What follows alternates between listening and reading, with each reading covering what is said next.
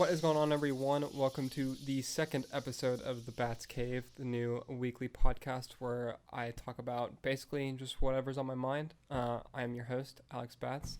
So this week, as you can tell by the title, I'm going to be talking about Joker, which just released this weekend, 2 days ago at the time that I'm recording this, or three, if you count Thursday night, which is the first time that I saw it, actually. But before I get into the film and stuff, I want to just thank everyone who listened to the first episode and gave feedback on that. I got a lot of really great feedback on that episode, some really nice comments, and it did pretty well. So just thank you a lot for that. It means a ton. Just seeing that, I do see your comments and your responses, and I appreciate everyone who liked it and listened to it and also shouted it out and stuff on social media. It just means a lot to me. I'm glad that people have responded to it positively. So thank you for that. But yeah, I mean, another thing, I guess, before I get super into this episode, because I don't think that I mentioned it in the first episode of the podcast. I know on iTunes, or I guess Apple Podcast, my podcast is labeled as explicit. I think it shows up like that on Spotify and other things like that as well. I don't think that I swore a lot in the first episode, but it's labeled like that because, I mean, being honest, I curse like a sailor just whenever I normally talk. Sorry, any family who might be listening. But that's just how I am most of the time, it's interesting to me because I have a constant internal struggle about that. And I also have tried, I don't really curse as much on my Batman Twitter account. I'll actually censor myself. I'll put the asterisks or whatever in certain words, which is, it's interesting to me because on the one hand, I'm yeah, I want to be more professional and stuff like that. And I don't want to, I just know that doesn't look as professional. But on the other hand, I'm well, I mean, fuck that. I want to be me, and I want to just talk how I talk. And so it's just a constant back and forth for there. But I guess this is kind of me just saying that while I wasn't as vulgar, for lack of a better word, on the first episode, I'll probably slip up a couple times during this one, just given the nature of what I'm talking about. And I feel very passionately about this film and the situations around it and stuff. So yeah, there's that. Also, if you're watching the video version of this podcast, you'll see I made it a staggering 2 episodes before having to bring out the neck deep hat because my hair is just something else today and didn't want to deal with that on camera. So I've got my neck deep hat. Shout out to anyone who knows who they are. But yeah, so this whole episode is just going to be dedicated to Joker and the Joker film. I'll talk spoilers for it later, but before I do that, I guess I'll give spoiler-free thoughts. And oh my gosh, sorry for I got something in my throat, I guess. But so I'll give spoiler-free thoughts and also talking about some of the controversy, I guess, is what it's been named about this movie and the things like that. First, I remember when this movie was announced. I know a lot of people didn't think this movie was going to happen, and a lot of people were like, why are we getting a Joker origin movie? That's because one of the biggest things with Joker in the comics, is that he doesn't really have a definitive origin. I mean, we have the Killing Joke, which is the most accepted rendition of how he became the Joker, which that actually originally wasn't a canon book. Whenever that was written, that wasn't supposed to be part of the main canon, but then it became such a hit and was kind of adopted into the main continuity. And so, in that we see him attempting to be a stand-up comedian and failing at that, and then he gets looped in with the Red Hood gang and falls into the vat of chemicals, and the rest is history. And so we see that kind of stand-up comedian aspect a little bit in the Joker, or in the Joker film, which I think is really cool. But besides the Killing Joke, I mean, we also get in Scott Snyder and Greg Capullo's Batman in Zero Year kind of the same thing. I mean, we don't really see him trying to be a comedian or really even see Joker explicitly. We infer that it's him underneath the Red Hood mask whenever he falls into the chemicals in Zero Year.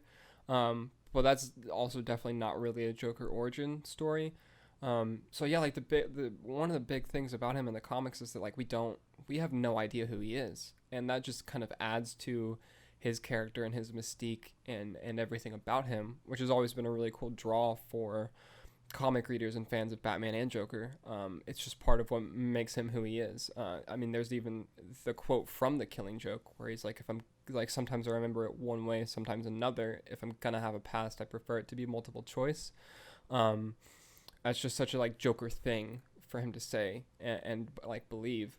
Um, and I mean, now with three Jokers coming out, I don't know if that'll explore his origins at all, but the fact that there's apparently three different Jokers is really, I'm so intrigued by that book and that premise. That's a whole other tangent to go on, though. Um, but so a lot of people were really off put just from the get go about getting a Joker origin story and thinking that we didn't need it, um, and like things like that. And I have a stance basically, like I hate it, and I know I hate is a strong word, but like I strongly dislike it whenever a project, whether it be film or games or comics or TV or whatever, and people are like, oh, we don't need that. Like, we don't technically need any of the art that we get, which, make no mistake, that's what films and comics and games and TV are. They are art. They're a form of expression via storytelling and these other mediums. And we don't need, quote unquote, any of it.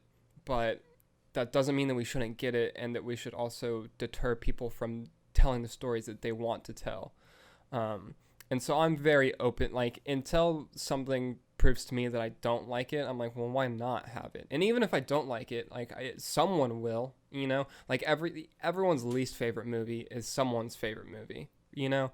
That's just how it is. Like, even if even if everyone agrees it's an objectively like bad movie, like from a technical or whatever standpoint, like someone will still get a lot of joy out of watching that film. So like, why shouldn't it have been made? Like, if someone had the passion to do that, to put that effort into making it and like writing it and getting through all of the things that you have to do to make a film, which is an incredible amount of work, like why should we not get that and see that? So that was my kind of big thing about it at first. And I'm also just, I am always down for more stories, and if someone has a compelling story that they want to tell, like, I'm all ears. I'll watch it, I'll listen to it or read it or whatever. Like, if it piques my interest, especially, like, then yeah, like I'll give it attention. Like, why not? So that's kind of how I was about this movie. And then the more that we saw and learned from this movie, as you know, production and everything went underway, I don't remember when exactly we knew that like Joaquin Phoenix was going to be Joker. But whenever that happened, I think that was a really big like change in how people thought about and kind of approached this movie, because like Joaquin is, first off, one of the best actors working today. I don't think you can disagree with that, really. I think that's like an objective truth at this point. I know that all film and performances or whatever are subjective, but like the dude's just so good at what he does. And we know that he's super selective in the scripts that he takes. And so the fact that he signed on for this film, people were like, okay, like I think that made a lot of people put more faith and take this film more seriously after that happened, which is great. And so we got that, and then just the more that we saw about this movie, like it's like it's like an indie film, just with one of the biggest intellectual properties that there is. Like, the Joker is the biggest comic book villain of all time. Like, even if you hate him, like that's who and what he is. Like, everyone knows who the Joker is. Like, it's Batman and Joker. Like, come on. But it's just so wild that this film, one, the budget it's like $50 million. It's not a huge budget, which, I mean, I know $50 million is a lot of money, but compared to like the $500 million that Infinity War and Endgame used for their budget, like, that's insane. That's such a big difference, which I think was genius, one, but it also just, it gives the director and everyone involved that creative freedom to do what they want to do with the story and express what they want to express with the film, because then the studio, WB, isn't as worried about the money that they put into it, because relatively speaking, they're not investing that much in it. Like, it doesn't have to do that much to make a profit if the budget's only 50 million, which, for the record, at the time that I'm recording this, which is the Sunday after it released, so the October 6th, its opening weekend worldwide total is at $234 million. So well past what its budget was. It made 93.5 million in North America alone, which is almost double its budget for this weekend. So yeah, definitely a phenomenal investment on their part. But yeah, just doing that and like letting the director go through with his vision really delivered something that is wholly unique and unlike anything that we've seen before, like in the comic book genre. Like, I feel I think I haven't seen like too many. I haven't really been on Twitter that much to see a lot of the reactions to it. I've seen some, of course, but I feel like it's maybe the easiest to draw a line of comparison between this movie and Logan, and the fact that they are both extreme character studies of their their respective protagonists, which I think is such a strong, like, that's just such a strong filmmaking stance to take. Is just doing a deep dive psychologically about one character and their journey throughout the film. And this movie just absolutely excels at that. Like, Joaquin Phoenix, I know everyone is saying it at this point, and they should be. Just give the man the Oscar. I'm almost at a loss for words about just how incredible his performance was in this film. I mean, it's obviously called Joker, and so we knew it was going to be a Joker film, but this entire film is his. There's not a single scene in this movie that he's not in, and like the lead catalyst, I guess, for. And it's just incredible. Like, even from, I can't get into spoilers yet. But he just he's mesmerizing in the role. His transformation from being Arthur Fleck to the Joker is such an incremental transition. Like, it's not like one thing in particular happens at 1 minute and then, oh, he's all of a sudden Joker. Like, that's not how this movie is. It's not how it's structured, and it's not how it's paced, and it works so well because of it. You really get this slow burn up to him transforming and fully becoming Joker, and it's just magnificent to watch. Like, this movie is dark and depressing and a complete descent into madness, and it does it so excellently. And it's just, I watched it for the second time this morning, so I'm coming off of that, and it's still, like, going around in my head. But I mean, honestly, since seeing it the first time on Thursday night, like, I haven't been able to stop thinking about it. It's just so good. So yeah, just the way the story is structured and seeing him gradually become what we know as Joker is such an interesting thing to see. It's done so well. The score in this movie is absolutely phenomenal. It's haunting. It's subtle until it's not subtle. Like, it's integrated in there so seamlessly that, I mean, you notice it, you feel it, but it's not like overpowering until it needs to be. And then in the moments of intensity and really heightened, not even action, but just heightened like moments in the film, it becomes not even overpowering, just like so ominous and haunting and just there. Like, you just feel it, and it's so strong because of that. The score is incredible. The cinematography, I should have looked it up before I started recording, but I don't know who the cinematographer is, but did an absolutely phenomenal job with that as well.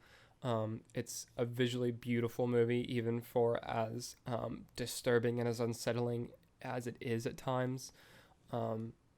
It's just so great in that regard too. So just from it just checks all the technical boxes so well. The performances are amazing. We get, like, Joaquin obviously, crushes it in the main role.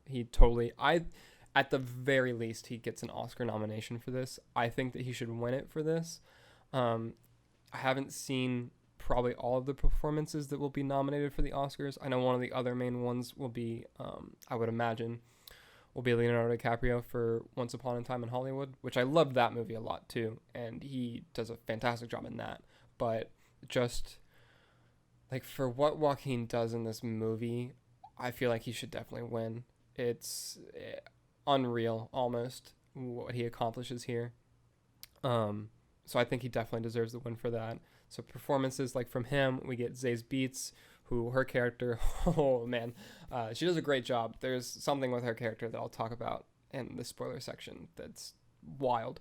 And so she does a great job. Robert De Niro as Murray, the talk show host. He does a really, really good job too. Like he doesn't have a super, kind of a pivotal role, not really, sort of, which I'll get into, but he does a really, really good job with the scenes that he's in. Arthur's mother even does a good job. Really, like everyone in this film gives good performances, really solid performances. Like I said, the cinematography is amazing, the score is amazing. The production and set design is just top notch. Gotham looks incredible. That's another thing. It looks shitty, which it should. It's Gotham, but it's a really I really like this version of Gotham a lot. I think because it's not like super stylized. It's not like we don't have like zeppelins flying around and things like that. But just the aesthetic that it has fits the film so well. It's so dirty and just grimy. It looks like it's always just finished raining, which I love to see that in Gotham. This movie takes place in the early 80s. I think it's like either 80 or 81 or something. And so it's got that aesthetic going for it as well, which I think just looks really good. It's such an interesting, we get like 2 or 3 maybe like wide shots of like the city of Gotham. And I think that it captures the spirit of the city well whenever you see this huge, gigantic like skyscraper metropolitan like in the middle, but we never really go to that section of Gotham. We're mainly in like the further away it gets from those really wealthy and high power districts of Gotham. We see kind of not even the outskirts, but just like the rest of the city. And I think it does a good job showing that. Yeah, just from a technical like standpoint alone, this movie's great. The other main thing, which I guess kind of goes hand in hand, which is something I wanted to mention actually before I even got into the reasons I like this movie so much, but it goes hand in hand with it. So yeah, there's the controversy. I'm doing air quotes if you're not watching the video podcast, about this movie and the concerns for it inspiring people to commit similar acts to that of Joker and having people sympathize with him, which dude, the face I just gave on the video podcast, if you're not, no, that's not what this movie is at all. There's, for me especially, and I think that it should be like this for most people that think about it logically, there's a difference between a movie wanting you to sympathize with and justify a character's actions versus showing you why and how they act the way they do and understanding why they act the way they do. And that's what this movie does. One, you don't get to be like how the Joker is without some terrible shit happening to you. That's just how that works. You don't get to be a psychotic killer clown by going through a lot of good things in your life, And so, of course, there's going to be some things that you see that happen to him where you feel sorry that those things happened. And that is in high contrast with what he does because of those things. But at no point does the film try to justify his actions. It doesn't say, oh, well, he went through this, so him killing these people is okay. That's not what it does. And it's really unsettling to see because you don't want to see him do the heinous acts that he commits in this. But whenever he does it, you're like, oh, well, that's not good. That's really fucked up, honestly. And so the fact that it's able to do that is such a solid internal struggle that the movie presents for you, but it doesn't make you sympathize with him. It just shows you how he ended up the way that he is. And that's not justifying what he does. That's showing you how he gets there and showing you why it's wrong that he responds to these terrible situations in the way that he does. And And so the controversy around it, I think, is just really like blown out of proportion. Like it's not, and the movie also presents a really interesting dynamic between the wealthy and powerful in Gotham and literally everyone else, and the fact that the elite just don't care about the normal person and people with mental health issues and things like that. And that's a real world problem that we do have. And I think that this movie seeks to address the fact that we need to pay more attention to those issues. It doesn't seek to glamorize or justify the extreme actions of people that do have those problems, but rather to bring up a conversation about how we need to make a difference in a positive manner for the things that we see that are warning signs that we can do to prevent things and people like the Joker from acting in the way that they do. And also, the situation that unfolds in Gotham in this movie is extremely, dramatized, I guess, exaggerated. Gotham is always a very hyper and extreme version of a crime-ridden city that we see, like, in America.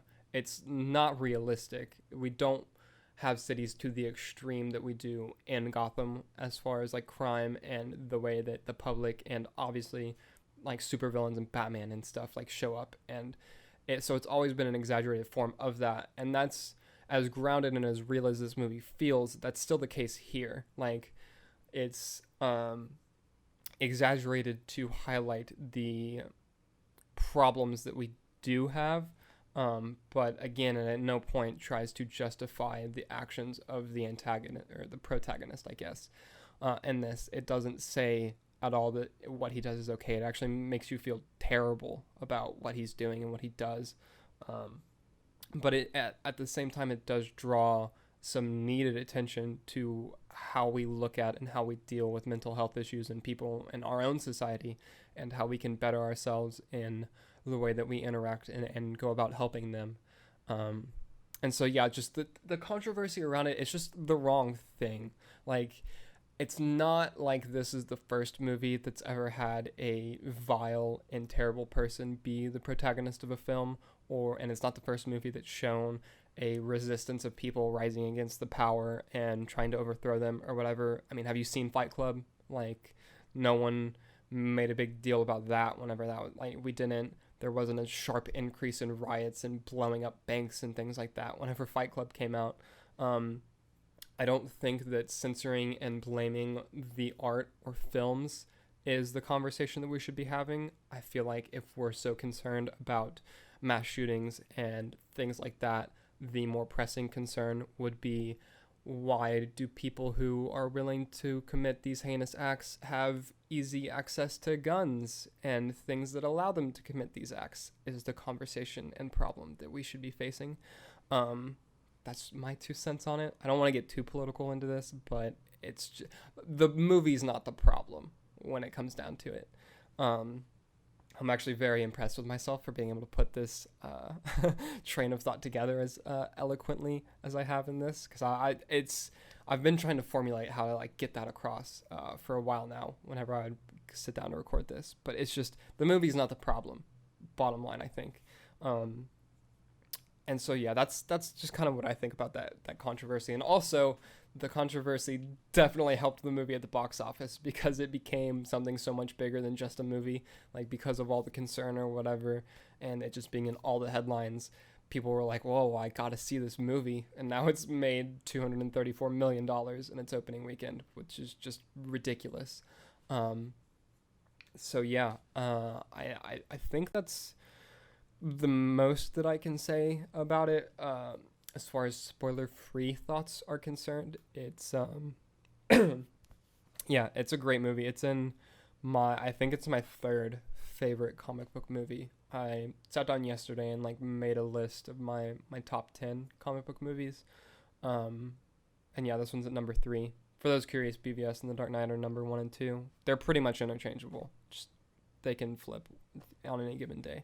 But I think after seeing Joker a second time, I'm fairly confident that it's solid at my number 3 slot for the comic book movie. I guess before I move into spoiler-filled thoughts, the other thing that I can kind of talk about is what I think this movie and its success can mean for DC and also comic book films in general going forward. One, I think and hope that this being as successful as it is will show WB, but also hopefully maybe Marvel, will they don't really have to worry about money. Not that WB does, but I just hope that it shows every studio really that you don't need to break the bank for comic book films to make an incredible experience that is also highly profitable. You really can make these lower budget, character driven, character focused, story centric, just experiences, and they can do really, really well. I hope that it shows them that. I hope that we get more of these. I think Birds of Prey will be another thing that proves that for WB. Because I don't know the exact budget for that movie. I can't remember, but I know it's not very large. And that's just another one that I think is going to perform extremely well at the box office and be highly profitable for them. And I really hope that just drives home the point that, like, hey, make more of these. Like, they can be so good on, relatively speaking, so little money invested in them.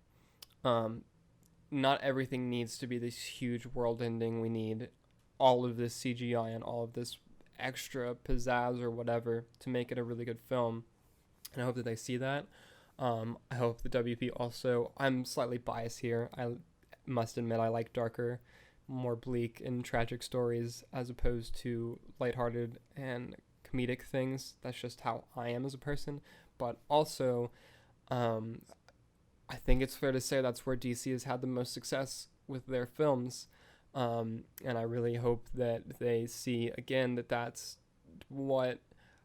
I don't want to say that's what works best for DC, because I feel like they definitely can do hopeful and upbeat and light really well. Shazam was fucking fantastic, and that's all that is.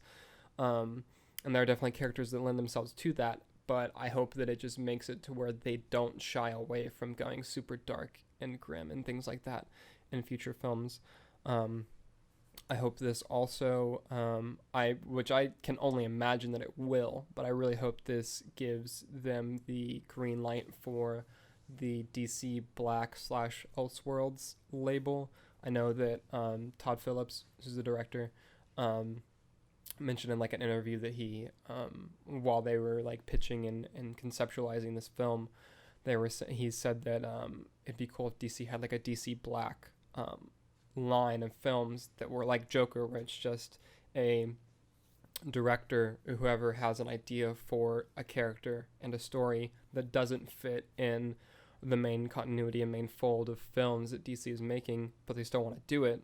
I feel like that should definitely be greenlit at this point. I think it would be a huge mistake not to, because again, if you have people that have a passion for a story or a character that they want to tell, and you give them the space to tell that story, and if they can do it well, it will perform well. Like, this is proof of that. And there are so many characters and stories and ideas that we can see if they just open that floodgate and let that happen. And I just really, really hope that's the case. For me right now, I feel like there are 3 separate lines that DC can go with their films from this. There'll be the main DC EU, which, you know, is Wonder Woman and Aquaman and Shazam and the Birds of Prey and Black Adam and whatever else is in the pipeline for that. I forget all the films. So we'll have that, you know, like continuity or world. And then we'll have the Batman and that universe that Matt Reeves is starting. So we had even recent reports saying that he's setting up for it to be a really big Batman-centric universe with a lot of the Bat family and all these villains and things like that. But as far as we know, that will not be connected to the DCEU. So we'll have that universe like kind of on its own, that world on its own. And then I feel like we should also just have the Elseworlds branch, where we get these one off, maybe two, maybe do a trilogy, whatever. Just these stories that are contained that don't fit into either the main or the Batman universe and those characters and things. And I feel like if you go through those three separate branches and those three paths for however long you want to, really, you can do that. And then if they want to, they could do just an insane like Crisis on Infinite Earths type thing where you see whoever wants to and works with crossing over with whatever, you can do that at that point. Because I mean, that's something that DC does well in the comics. Like the multiverse is such an interesting concept, and it's something that the general audience is not completely alien to anymore. Like that's something that everyone I think can swallow pretty easily and be like, okay, well they're just from different universes, whatever. And so I really hope that that's the direction that they end up going with it. I think it would make the most sense. I even if we don't ever get like Crisis on Infinite Earths type crossover thing on the big screen with the three separate lines, I hope that they do pursue those three separate avenues: the main one, the Batman, and then the Elseworlds side. I think that's the direction that WB and DC should take their films, because that really just allows them to hit all the points of the market that they can. It allows you to make, the different genre films in every avenue, whether it be Batman, the main one, or Elseworlds. And it also allows you to have that connected universe from the main continuity, and then also a Batman connected universe, and then one that doesn't have to worry about the consequences and the confines of continuity in the Elseworlds one. And so I think that's just, I feel like that's a logical way to go. I hope that's where they go. But yeah, just the implications that Joker has is just, it's so big. Like this is another game changer, honestly. Like I know it's been compared to already, like The Dark Knight and what it does for the genre. And yeah, that's what it is, honestly. It's huge. I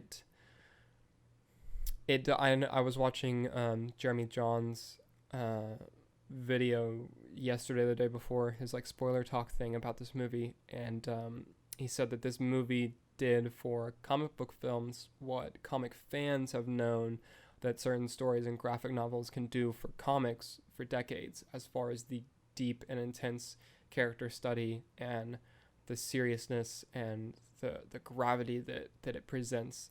Like we know how varied and how intense and how just serious, I guess, for lack of a better word, these can be, and this really shows that. Because I mean, like while you're watching this, it's really not a comic book movie. It is in the sense that it's Joker through and through, especially up to after a certain point. Like this movie has the most Joker scenes I've ever seen in it, which I'll get into in a little bit.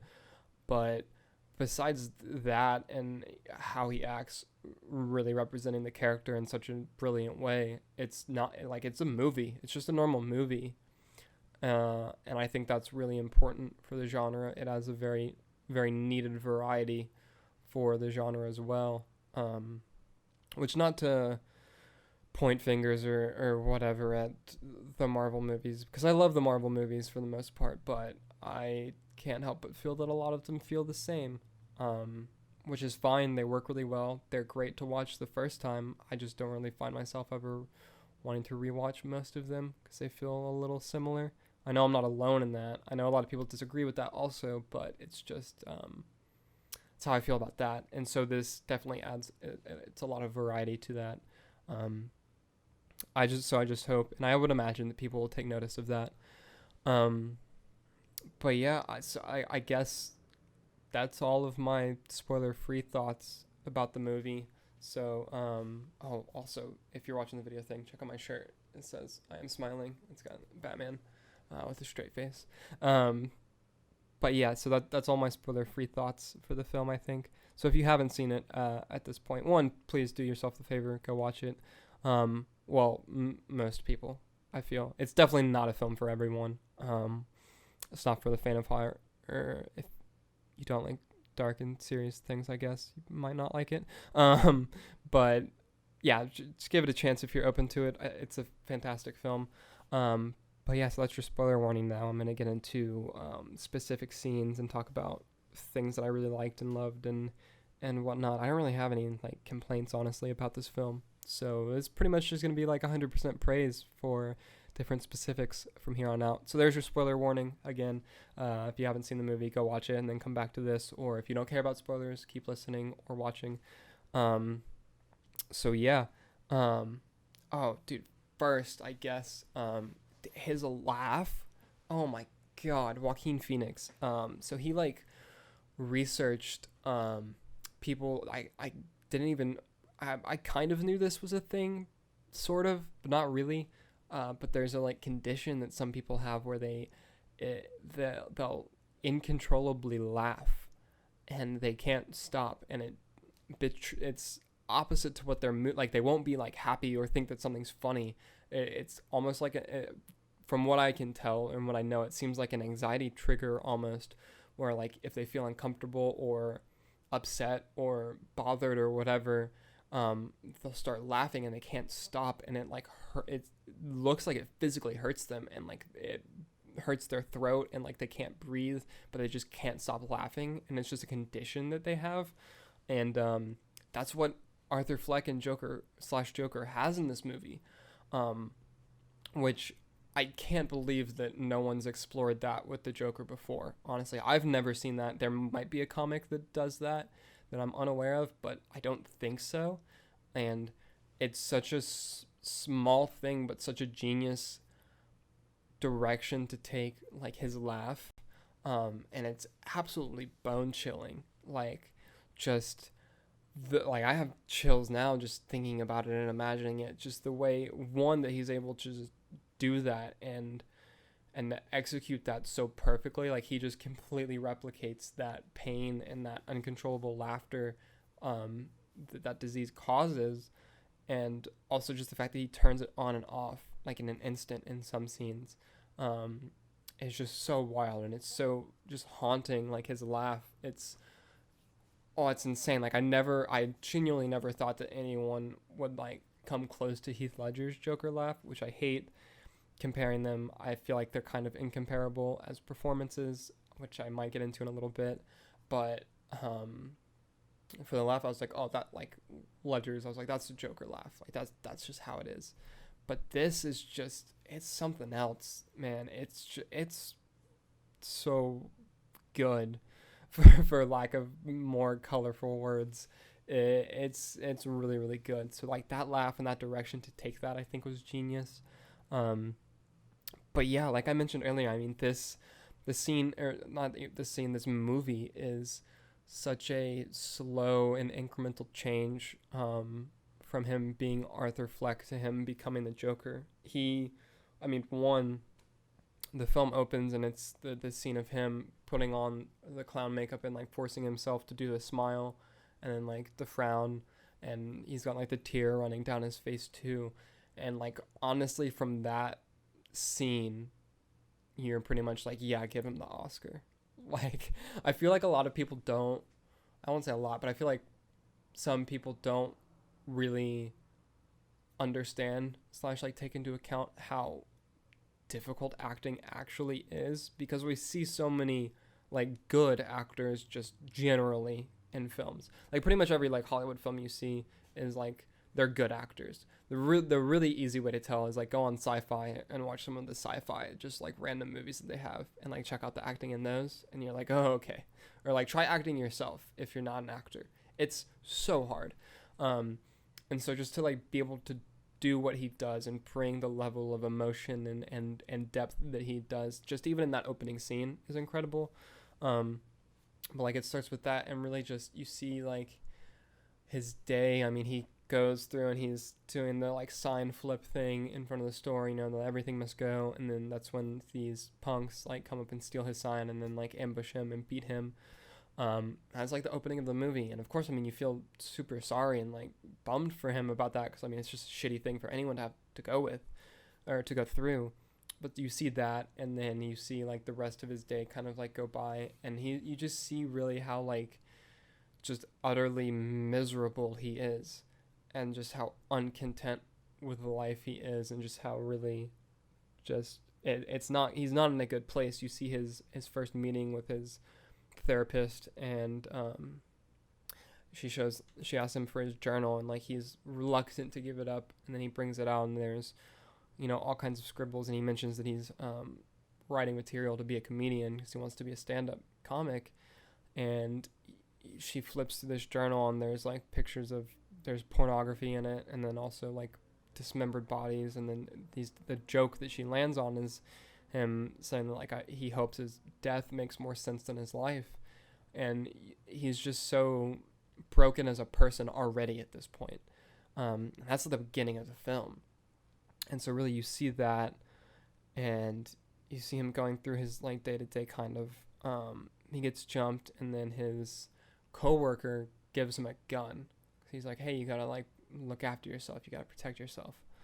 Which Arthur's like, I shouldn't have a gun. Like, he knows that that's wrong, but he still like takes it, obviously.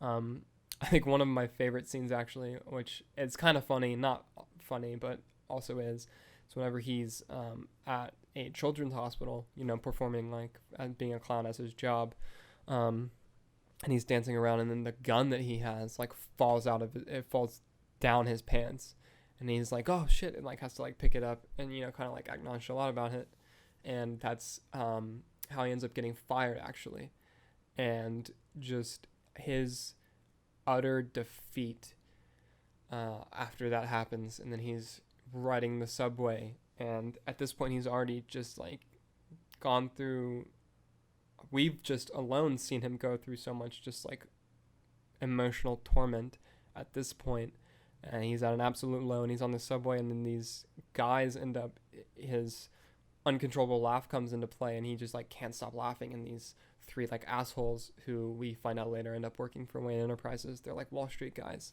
come over and they start just beating the shit out of him, and then he kills them. Like, he's on the ground, and he ends up like shooting two of them and kills them on the subway, and then the third guy goes to run away. And it's first off, like, you're watching him just be beaten, and like you feel dirty watching that. You're like, well, this is terrible. And then like whenever he fires on those guys, just violence is just so quick and brutal, and it just happens, and you're like, oh shit, okay, like I guess like it kind of like, it's so conflicting because you're like, oh well, they kind of deserved it, but then you're like, well, he also just straight up murdered two people, and then he like goes after the third one and ends up chasing him down, and he kills him too in cold blood, and then like runs away.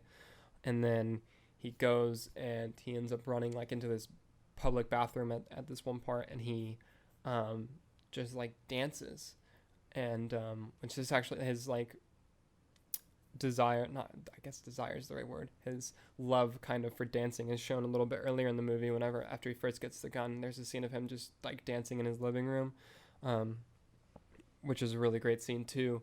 But this scene, whenever he goes into the public bathroom, it just shows him just completely like he feels free. Like, this is the most powerful and free of like weight, emotional weight, I guess, that he's like ever felt in his life, like after killing these three guys. And you really see that in his performance. The score is absolutely bone chilling in this moment.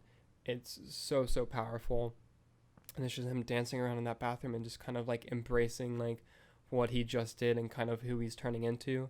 And this is the first major Joker turn moment in the film. We like see that, and that's just such a like, it's such a pivotal aspect of it. And then along with that, so I think a little bit before this, he had like met his neighbor, who is Zazie Beetz. She lives like down the hall from him, and he had met her on the elevator at first, and they got kind of hit it off or whatever. And then the next day, he's like following her around Gotham, which you're kind of like, oh, okay, Arthur, maybe you shouldn't do that. Like, that's not a good idea. And then like later on, there's a scene where she like knocks on his apartment door, and she's like, hey, were you following me? And he's like, well, yeah. But she like isn't super off put by it, which is weird. And then like he mentions that he does stand up or whatever, and she should come watch it at some point. And she's like, yeah, I can do that. And so she goes to his like stand up performance, which that scene also is something that's really painful to watch, because this is something that he's so proud, and like it's his dream, honestly, to be a stand-up comedian, and he goes up there and he just like can't do it. He just uncontrollably laughs for most of it, and he tells his jokes that just do not land at all. And you're just sitting there watching it like, oh, like this hurts to see. Like, it's just so awkward and just bad, but it's such a good scene because of that. It does exactly what it's supposed to do.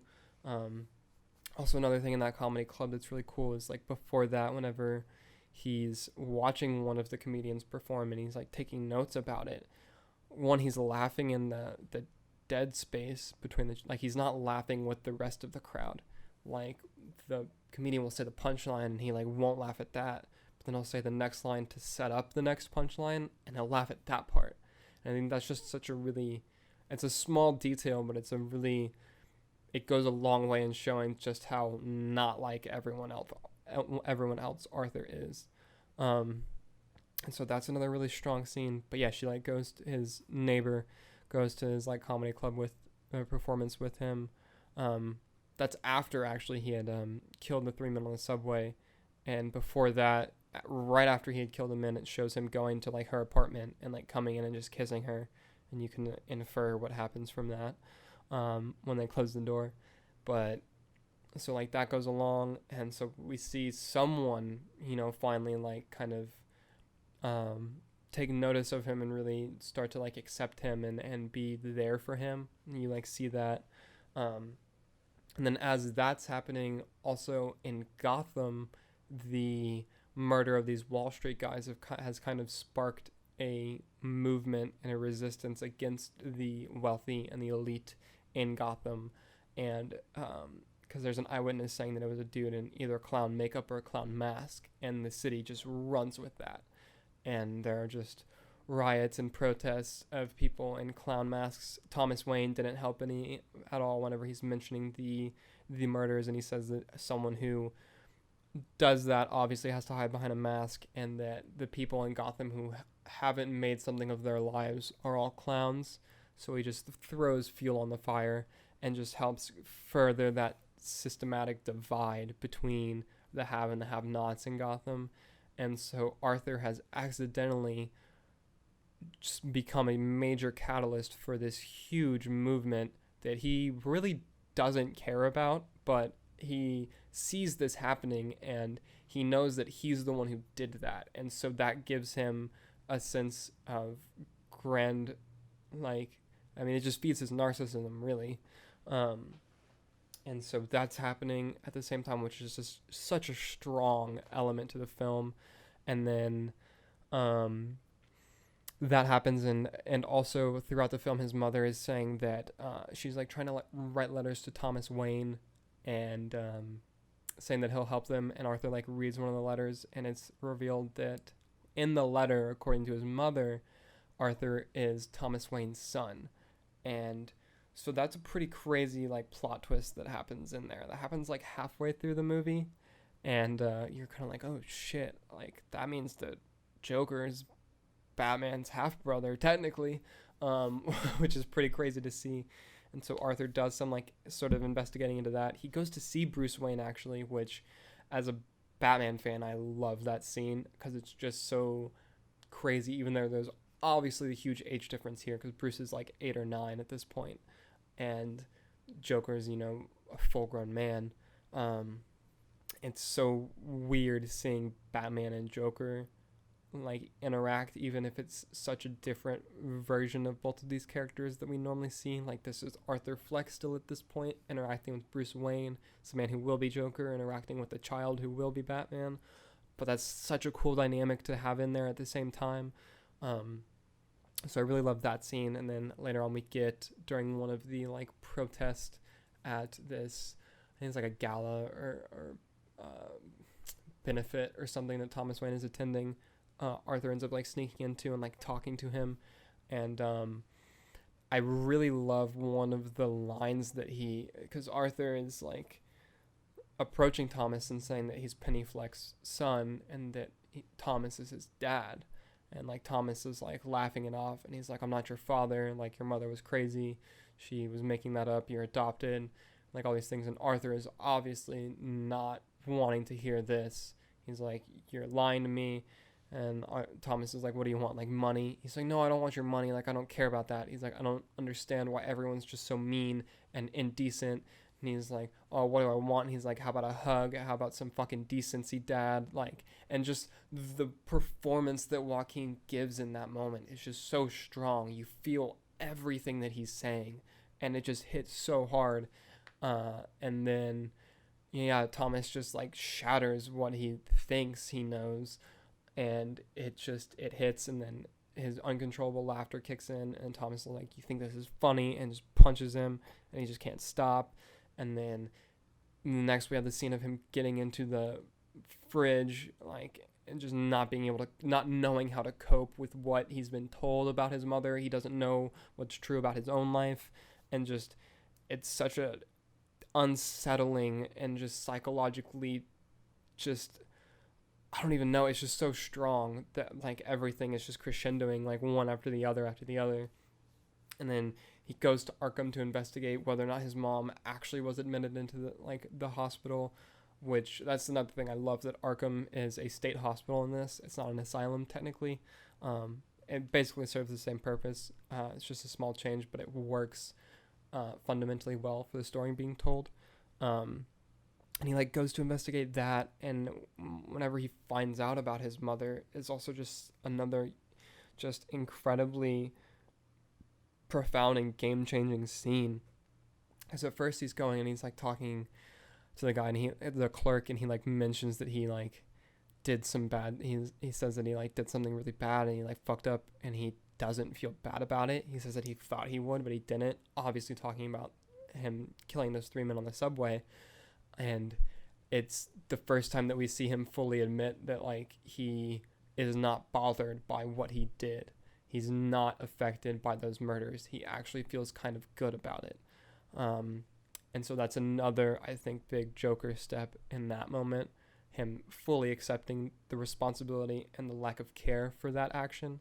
But then right after that, we get him learning that his mother did indeed adopt him, but also that she suffered from delusional psychosis and narcissistic personality disorder and a couple of other things, and that he was adopted, and she was idle whenever one of her boyfriends was physically and emotionally extremely abusive to the both of them. It's revealed that he, as a child, was like found tied to a radiator with severe head trauma and bruises all over his body. And so like that goes a long way to explain how, one, it could explain his neurological uncontrollable laughing that he has, and then it also just goes a lot to explain why he's so mentally unhealthy and unwell.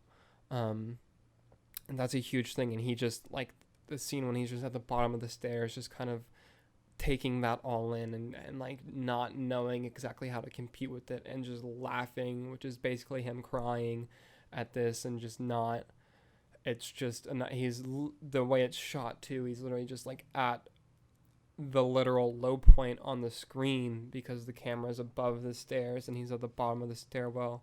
And so it's just another twist that just sticks the knife further in his psychology.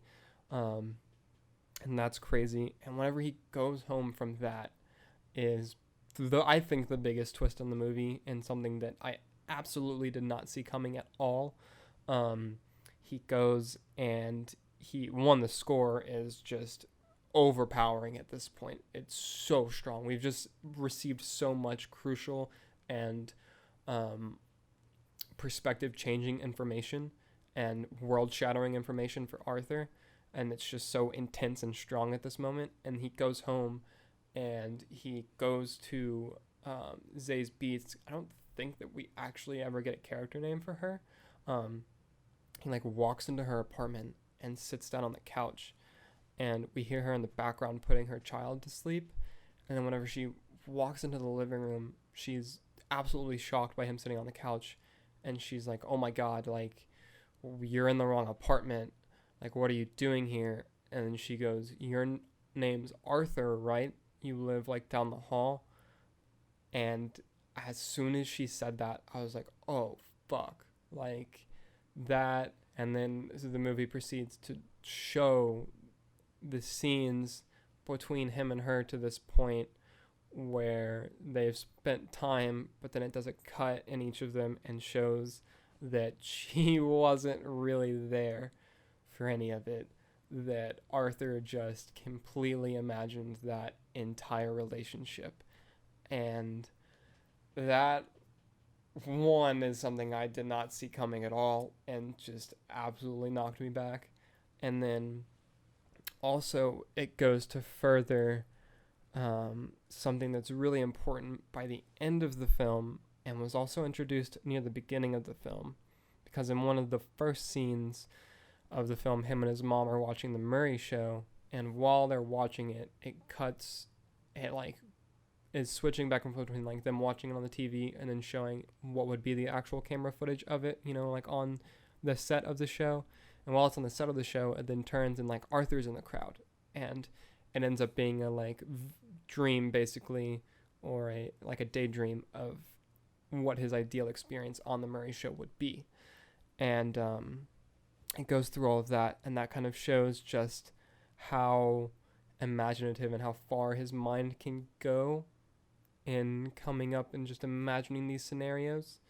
And so that's a really big thing there.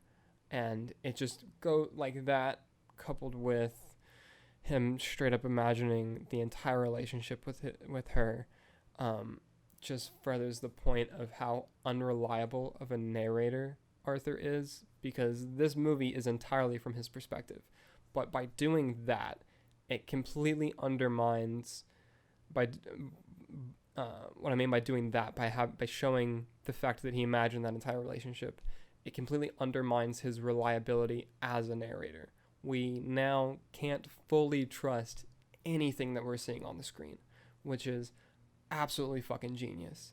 It makes the entire film ambiguous, which I'll get more into that specifically whenever I talk about the end, but it just is such a smart way to structure the story, and it's also such a Joker thing to do. And so yeah, I love that so much. I think that was such a smart move to do.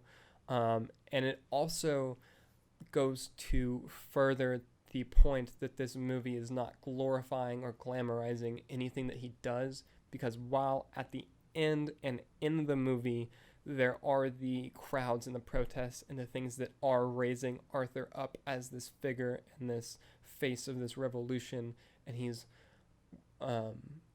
wallowing is not the right word, but he's just basking in this, you also have to take into account that this is wholly from his delusioned perspective. And so, of course, in his mind, he's going to be more grand and important than he might actually be. And his worldview is so distorted and twisted that it's not how it actually is. And so everything just works so in tandem in that respect. But yeah, that twist, though, with the fact that their relationship was completely imagined, I did not see coming at all. And I was like, oh, fuck, you won, movie. You got me.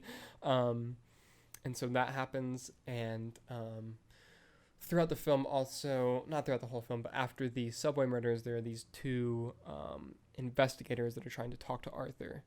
And they're trying to talk to him. They go to his apartment at one point, and he's not there. And they talk to his mother.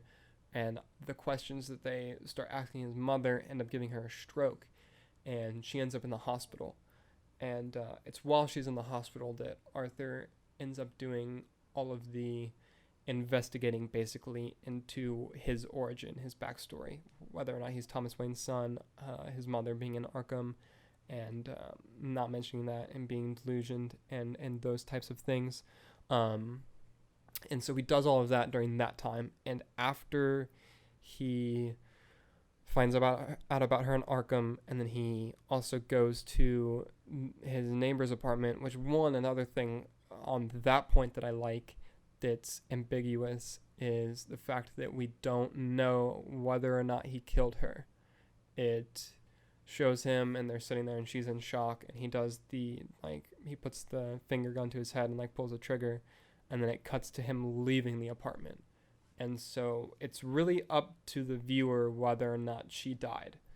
It's inconsequential to the rest of the story. It's not mentioned again. You don't know.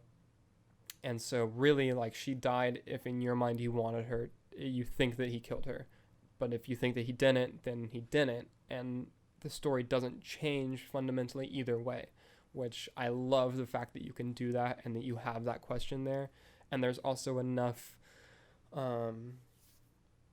doubt there to make you think, well, maybe he did, because after that he goes to his apartment and you hear sirens outside for an ambulance by the apartment, which could be for her, but Gotham's also kind of in hell right now, so it could be for something else completely, so you don't really know. So I love that ambiguity there. But after that, he goes to the hospital, and he's at his mother's bedside, and he says one of the lines, I think this line was in the trailer, one of the trailers actually. He's talking, and he goes to stand up, and he says, what's really funny, what really makes me laugh is I used to think my life was a tragedy. Now I realize it's a fucking comedy. And he just straight grabs the pillow and suffocates his mother. And I think that is really the final step to him becoming the Joker in this. I feel from that moment on, he's fully become the Joker. He's let go of everything at that point. He doesn't have the relationship that he imagined with his neighbor. He doesn't have his mother anymore. He knows that he's completely abandoned by society. He has lost his job. He has gone through everything that he feels that he can go through negatively, and he just does not give a fuck anymore. And him killing his mother is the complete liberation of his soul to do whatever he wants just because. And that is what the Joker is. He just, to quote Heath Ledger, he just does things. And that is what he completely becomes in that moment, I feel.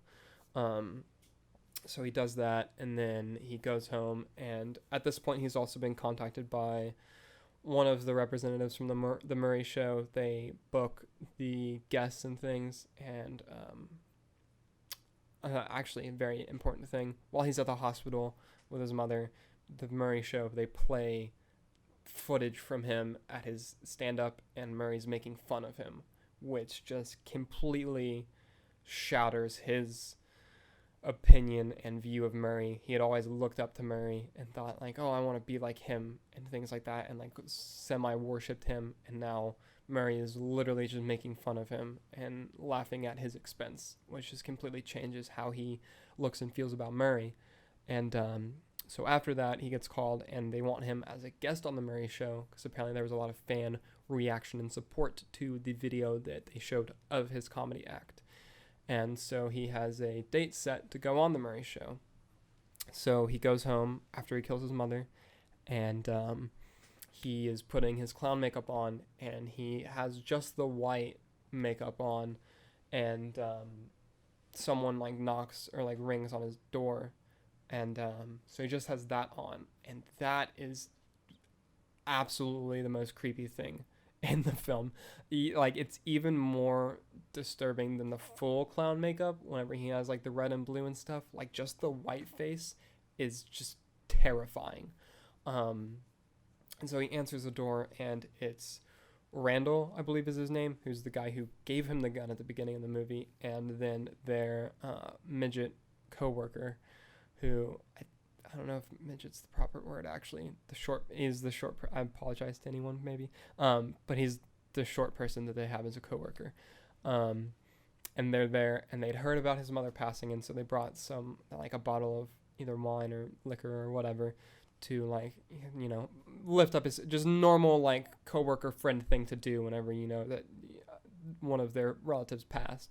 But Arthur is just no, I'm fine, actually. I'm celebrating. That's why I've got the clown makeup on and stuff. And they're really, kind of, off put by this. And during that scene, after he lets them in, he, locks it and bolts the door shut, and he does the chain bolt on the door. And as soon as he did the chain bolt, I was like, well, the short guy can't get that if this goes, because before he answered the door, he put a pair of scissors in his pocket, and you're like, okay, well, this is about to not be good. He's gonna kill at least one of whoever comes in the room after this, right? You know that's coming. And so whenever he bolted that, I was like, well, I mean, the short guy can't get out now. He can't reach that. And so this entire scene just puts you completely on edge. And Randall's like talking or whatever, and Joaquin is just like, yeah, like that makes sense, because the guy's like mentioning the police. And he's like, yeah, and then he just straight up mid sentence just pulls out the scissors and just stabs him in the neck and then the forehead, like right beside his eye, and just like takes him to the ground and just thrashes his head against the wall, and just blood everywhere, and it's just so brutal and just makes you feel disgusting, and it's such a violent outburst that is a very Joker thing to do. And the short guy just like runs into the corner and is just freaking out and just losing it, and he's like, oh my god, Arthur, why would you do that? What have you done? And Arthur just like sits down on the floor, and he's like, of course, breathing quickly at first, and then he just like composes himself, and like his coworker's just still freaking out in the corner, and Arthur's like, I'm gonna be on the just casually, it's like, I'm gonna be on the Murray show tonight. Do you like watch it? And then it just in like a British or English accent, he's like, fucking crazy, right? He's like, me on the telly, like, and it's just the fact that he goes from literal homicidal maniac to making jokes about being on the telly to the person that just witnessed him brutally murder this guy is such a Joker thing to do that it's just almost mind melting. Like that's how you imagine the Joker acting. And so he does that, and then he's like, you can go, Gary, who's the short guy. He's like, you can leave, like, I'm not gonna hurt you. And so Gary like goes to leave, is obviously very disturbed about the dead body there, and he like gets to the door, and then he can't reach the bolt. And at this point in my mind, I was like, fuck, I don't know if he told him that he could go just so he can get to the bolt, like just so he could have the hope and get to the bolt, realize he can't open it, and then he'll go up and kill him because he just wanted to fuck with him some more, or whether or not he just literally forgot that he wouldn't be able to do the bolt and he'll go do it. Like, I did not know whether or not this guy was going to live or die. And the fact that the movie is able to create that much uncertainty just in this scene is so good. But yeah, the guy's like, Arthur, I can't, can you get the lock? And Arthur just like looks over and he like laughs, and he's like, oh yeah, like, right, like, sorry, and just gets up and goes and unlocks the door, and like he opens it and then closes it real quick, and you're like, oh shit, he's gonna kill him actually. And then he's like, you're the only one who was ever nice to me, and kisses him on the head and then lets him run away. And it's just, the entire scene is just so disturbing and unsettling, and just it's just so, I keep on saying it, but it's just so good. Like, it's just such phenomenal writing and acting, and just drives home the transformation that he's gone through to this point in the story. And it's also just so true to the Joker as a character that it hurts, and it's so good. And then that's followed up by, this is what I kind of briefly mentioned earlier, but the single most Joker scene that I've ever seen in my entire life. And that's when he's actually on the Murray show. To this point, we'd seen him like in his apartment practicing and pantomiming what he's going to do whenever he gets on the show. And we've seen him act like he's going to kill himself on the show, and that's how he's going to die. And so you're like not sure if that's what he's actually going to do. Like, well, he might actually do that. He might, go on there and like kill himself, and that's just how he wants to go out. You're unsure of that.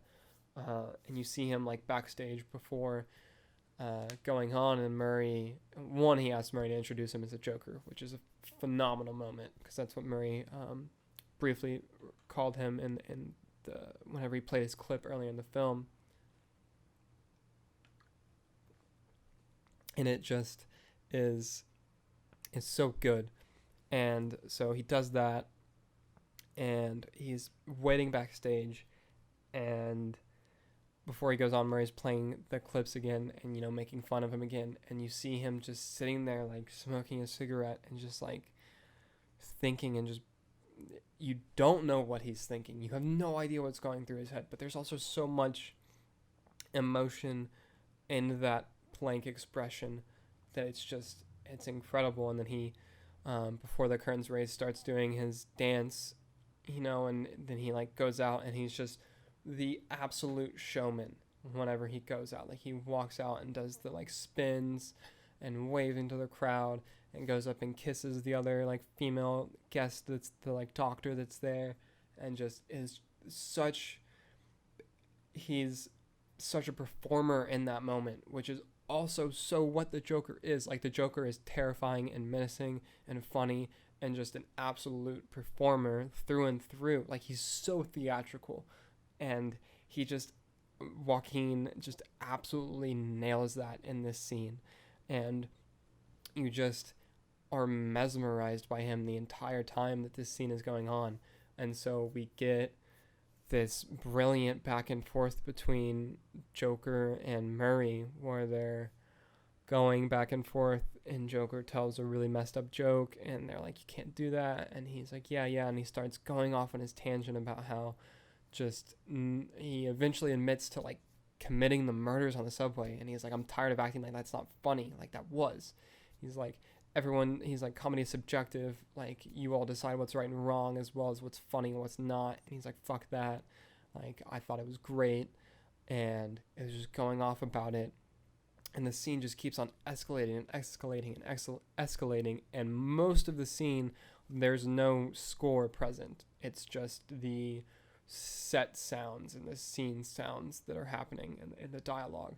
But then at a certain point, when it reaches this escalation, the score kicks back in and starts going into overdrive, kind of, and just getting more and more intense and intense.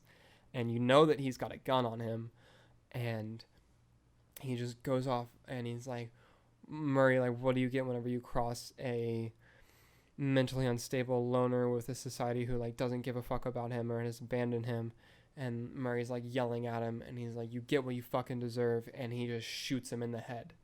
And it's even, I mean, like, I knew it was coming the second time I saw the movie, and it still just absolutely hit me. Like, you just feel you feel it so much in your core, and it just hits you, and it's dirty and brutal and fast, and you're like, that just happened. Like, he just did that. He just shoots him on live TV. Like, and the crowd starts freaking out naturally, and then he just stands up and he just shoots him again in the chest just cuz. And then he, like, walks up to the camera and, like, grabs the camera, and he's like, good night, and remember, like, that's life. And he gets cut off before the sentence can finish, and just him grabbing the camera and speaking to the camera is also just so Joker. And the camera zooms out from a big, like, the wall of monitors that you see in, like, news stations and things like that, and it's showing all these different channels replaying what just happened on the Murray interview and talking about the fact that there's just absolute chaos in the streets of Gotham right now. There's riots breaking out all across the city. People are burning cars, breaking into buildings, just absolute madness and mayhem. Joker gets arrested and put in the back of a police car, and we're with him as he's being driven through the city, and he's just laughing, and the cop is like, stop laughing, this isn't funny, like, look what you caused. And Joker's like, I know, isn't it beautiful? And it just, all of it is such perfect Joker. Like, it just is what that that is that character to his core. Just really from the moment after he kills his mother on is just, like, the scene in his apartment and the talk show scene especially. Like, the talk show scene is one of my favorite scenes of all time now, just because of how well it's put together and just how captivating it is, and how much he really becomes the Joker in that scene. Like, you don't see Joaquin Phoenix at all, which is even more impressive considering you've just spent most of the movie looking at him without makeup. Like, it's of course easier to differentiate the actor from the role whenever they're wearing makeup or a mask or whatever, but just the fact that you see him for most of the movie without makeup on, and then after he puts the makeup on, he just completely embodies that character and just becomes like, that's just the Joker at that point. And that's insane. It's so good. And even before that, I can't believe I forgot to mention it, but you get the iconic scene of him dancing down the stairs before like the police start chasing after him. And like throughout the movie, you had seen the like route that he takes to walk home. He has to go up this gigantic staircase that's just really, it just like puts the extra like, oh, your life sucks on top of all the stuff that he has to go through. Like, it's such a mental and physical obstacle for him to go through like every day, and he just dreads it and is miserable going up them every time. And then after he's in full Joker makeup and wardrobe, whenever he walks down these stairs, he doesn't even walk down them, he just dances down them and is just completely free. Like, he just feels for the first time so wholly content with himself and happy in what he's doing and liberated. And that scene is just awesome. It's just such a stark contrast to how we had been seeing him on that same staircase throughout most of the film. Also worth noting that whenever he's going up the stairs early in the movie in his depression, it's at nighttime, and it's obviously in a very grim and dark setting. Whenever he's going down them, it's bright, it's daylight, it's freeing. So that's really strong. The chase with the cops pursuing him is really cool. He like runs and ends up being on the train with a bunch of the people wearing clown masks and is able to escape because of that, because the people are so opposed to and upset with the establishment at this point that they end up basically jumping the police for him. And so he's able to get away. That's really good. But it's just, the final act of this movie is just pure Joker through and through. And it's just mesmerizing to see. And then after he's in the cop car, you see the cop car get hit by this ambulance that's being driven by one of the people from the riots who's wearing a clown mask. And they see who's in the back of the car. They see that it's him. And they pull him out and lay him on top of the hood. And then he eventually like wakes up, regains consciousness, and like the whole crowd is just egging him on, and he just stands on top of the hood and is just basking in being this idol to these people and this symbol. And he had said earlier in the movie, he was like, I'm not even sure if I existed, but now people are starting to take notice, and I do. And this is the full realization of that. He's finally like, people see me now. And he even said on the Murray Show too, like whenever he mentioned that he killed the man, he was like, if it was me dead on the street, you'd step over me. But since it's these Wall Street guys that Thomas Wayne cried over, like, everyone cares. And now he's in this position where he feels that all these people care about him and what he's done. And that, again, just feeds into his narcissism. But at the same time, it's not glamorizing it because it's from his skewed worldview and perspective, and him thinking that he's justified and right and all this chaos and mayhem that he's causing, even though it's so obviously terrible and not the right way to go about anything in a civilized manner. And it's so good in the contrast that it morally has there and the issues that it raises, because it really is showing like this is what can happen when there's such a major disconnect in society between the people who have the power to do things and make things better, but when they don't listen to the people that need help. And it's so good. It's so good. And so like that happens. And then in the middle of the riots, of course, one of my other favorite things about this movie is the fact that we get the Wayne murders. Okay, it's a Joker movie through and through, but since Bruce Wayne is still in it, I love how they were still like, oh, fuck you, Bruce Wayne. You thought you were getting out of this without watching your parents die? Think again. And the fact that the riots are happening when the Waynes come out of the movie theater and they go to take this back alley, and then it's just a guy in a clown mask. And he's like, hey, Wayne, you get what you fucking deserve, and just guns down the Waynes in front of Bruce. And I loved this moment a lot because the movie doesn't really spend time on it. It takes enough time to show it happening, but it's not super dramatic. It's not in slow mo. It's not made a big deal. It's just like any of the other violent and terrible things that we see happening during these riots. And we just see the Waynes get murdered, and the movie keeps going. It's not about that. It's not about Bruce. It's not about them. That just happened, and we keep going. And I think that makes it even more powerful for doing so.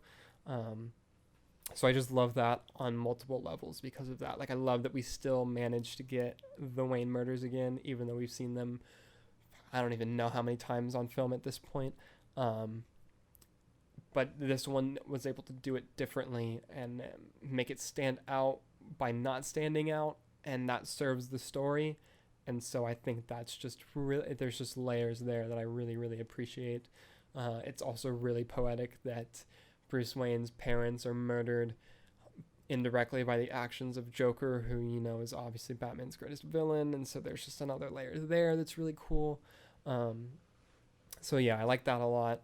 And then there's the iconic shot of, you know, him, Joaquin or Joker, using the blood from his mouth to form into the Joker smile. It's just great cinema.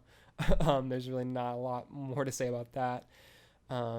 But yeah, it's incredible. And then the final part of the movie, the very end, which I think is really, I don't know if it's the strongest part about the movie. I think it might be the smartest part about the movie.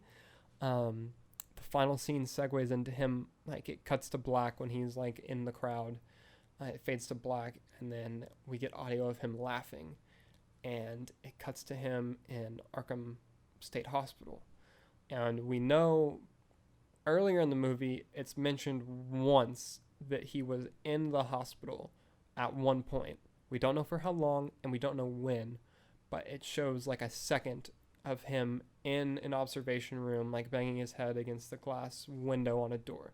So we know that at some point in the past as in prior to when most of what we're seeing in the movie happens, he was in Arkham Asylum.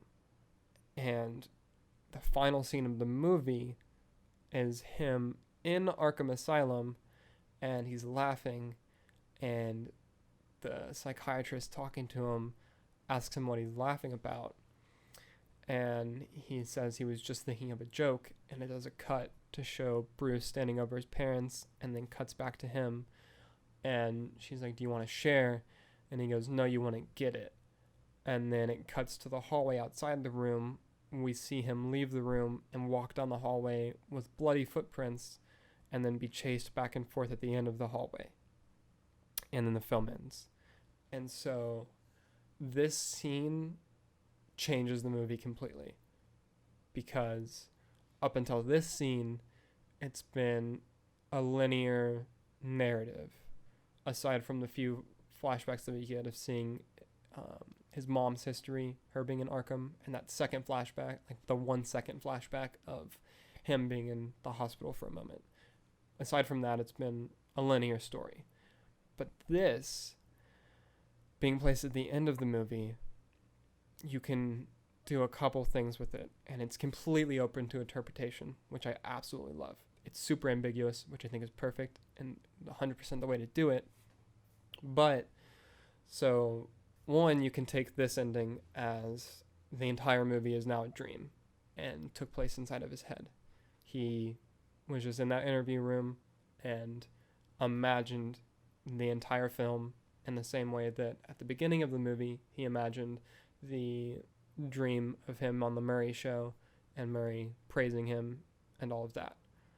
So if you want to, you can imagine the entire movie as a dream, and he's in Arkham Asylum right now, or Arkham State Hospital, and nothing in the movie contradicts that line of thought. If you want to think that that's what happened, it 100% works, which is insane. That's so cool. Then also, you could think that it's just cut like that, and it takes place in the past, and it's just and that he's literally just thinking of a joke, and that he doesn't think that she'll get it, and she doesn't want to tell him or he doesn't want to tell her the joke, and then he gets let out at a later date, and then the movie starts as we see the movie, and everything actually happened. That's the one that I choose to believe is the way the movie played out, just because I like the idea that the movie actually happened and that it wasn't all a dream. That's just more satisfying for me. And there's also nothing that contradicts that happening. There's actually, you can argue some evidence for that in the fact that he knows about Bruce Wayne and other names that he may not if he's never been out of Arkham. But then again, you could also argue, since it's an alternate universe, Bruce might not even exist except for in his imagination. And so there's that, like, nothing, since it's an alternate universe telling of this, anything goes basically. And so that ending being as ambiguous as it is, it could either be a dream or it cannot be a dream, and both lines of thought are correct. There's no right answer with it. It's just what you choose to believe. Like how earlier in the movie, whether or not he killed his neighbor is completely subjective, and whether or not you think that he did it. And the fact that that and the entire movie as a whole is whichever you prefer is also such a Joker thing to do. It goes back to what I mentioned earlier, where he says, if I'm gonna have a past, I prefer it to be multiple choice. That's literally what this movie is. Like, that's so good. It's so good. It honestly kind of hurts my brain with how incredible that is. And also, like, how much, if it is a dream, how much would the Joker's ego love for there to be an entire movie about his grand delusion? Like, that's also such a Joker thing. It just, literally everything about this movie through and through is so core and great to the character, and is such a new, and just, oh, it's all so good. I really can't emphasize how great it is enough. Yeah, and then the bloody footprints, I mean, I feel like that is less ambiguous. He definitely killed that psychiatrist. And so you could think on the face, well, okay, if he killed a psychiatrist and this does take place in the past and you want to believe that the entire movie happened, how did they end up letting him out of Arkham if he did kill her? But, which is kind of what nagged at me for a minute, because I do want to believe that the entire movie happened. And my brain was kind of like, oh, but how did they let him out after he murders someone like that? My thing is, I'm actually a really big true crime fan. I'll talk about that at length at some point during this podcast. Not this episode, but future episodes. So I listen to a lot of true crime stories, and people have been let out of prison and mental hospitals and stuff for worse offenses in real life. So it definitely could happen, especially in the fictional universe of Gotham. So I don't think him killing her in the asylum or the hospital is a deal breaker for him never being let out after the fact or breaking out. I mean, I don't think it would break out because he's a normal citizen in society whenever the movie is happening. But still, I think it would still work. But yeah, just the fact that the ending makes it completely ambiguous and you can just pick what you want to believe about it. Is so good. I've said so good. There's a drinking game for you. Re-listen to this podcast and take a shot every time I say it's so good. Sorry for your liver. But yeah, I love this movie so much. I literally, the first time I watched it after the movie ended, I knew there was no post-credit scene because that's not what this movie is. But I literally just sat there in shock for the entire credits, and then after the credits ended, I just walked to my car in shock and sat in my car for like 20 minutes in shock, trying to type up the tweet that I ended up sending about this movie and just trying to compose any logical sentences to express in like 240 characters how I feel about this movie, which has clearly, as you can tell by this hour and a half runtime for this episode, I've got a lot to say about it. Yeah, it's just, it straight up is a masterpiece, honestly. in my mind, like, this is a masterclass in filmmaking. There's a reason it was as heralded as it was before it came out, and why it's being as praised as it is now after release. I'm so glad that it's getting that praise. The controversy around it is kind of annoying, but also, like I mentioned, has also helped it a lot at the box office and as far as exposure. And I've seen, honestly, I haven't been on Twitter, my like main timeline, a lot since the release. I know before I was really worried about what the reactions to this movie were gonna be, as far as the takes that some people would have, and some of them are pretty bad, honestly. But I've been sort of surprised at the amount of positive and intelligent discourse that I've seen from this movie come up in regards to people being like, yeah, this movie isn't the problem in its subject matter. It's more so that it encourages intelligent discussion about problems that we do have the capability to solve and look at in a different way.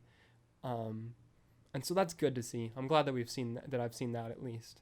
And it seems like that's going around more than I anticipated it, which I'm glad about. Yeah, I guess that's most of my thoughts on the film. Like I said, it's my third favorite comic book movie now. Absolutely deserves the Oscar for Best Actor, 100%. I hope it gets nominated for a couple other things too. Cinematography would be cool. I don't know if it will. That'd be cool. It won't get nominated for Best Picture, even though I think that it would deserve it. I don't know what the other Best Picture nominees are going to look like. Honestly, I've been kind of lacking on the rest of my film watching this year. But Best Picture won't happen anyways. That'd be crazy, though. Can you imagine Joker Best Picture winner? But yeah, I guess those are most of my thoughts. I'm sure that I forgot some stuff that I wanted to talk about for it. There's just so much. I hit most of the things, though. It's a fantastic character study. It's dark, it's unrelenting, it's unnerving, it's upsetting, it's vulgar, brutal, violent, powerful. Just, it's so many things and then so much more. And it does all of them almost flawlessly, really. Joaquin absolutely carries the movie, elevates the movie. The score, like I said, is fantastic. It's a 10 out of 10 all around for me. It's so good. The final act alone is just more than worth the price of admission. I don't know if it's like the last 30 minutes or the last like 25 minutes. I don't know exactly how long it is from the point when he kills his mother to the credits rolling, but from that point on, the climax it's crazy. I love the fact that it's such a slow burn, though. I love slow burn movies and appreciate them so much. It's so compelling whenever you can do that well, and the fact that we have that kind of art house, slow burn, methodical character study piece about Joker, like the most iconic comic book villain of all time, is just I can't believe the movie exists. But I'm so happy that it does, and that it was made, that it's getting the accolades that it is, and that it's bringing in the money that it is too. So yeah, those are my super long-winded thoughts on Joker. I guess I'll do quick like shout-outs for my social media and stuff now. If you don't follow me on Twitter, be sure to follow me on Twitter at Batman Files is my Batman fan account that I run, which I'm sure most of the people listening to this probably follow. At AP Batman with 2 T's is my personal Twitter account, where I post stuff not exclusively Batman related. You can find me on Instagram at apb.comics, where it's basically like my Batman Twitter, slightly different in the way that I post on there, though. It's more obviously visually driven because of the way that Instagram is. Be sure to follow Comics Bookcase on Twitter. That's at Comics Bookcase. I write reviews for Detective Comics, Batman, and Justice League on there, as well as other editorials on there from time to time. Be sure to follow at Comic Book Debate on Twitter. I also write editorials for them on a monthly basis. My most recent one was about issues 21 through 24 of Tom King's Batman.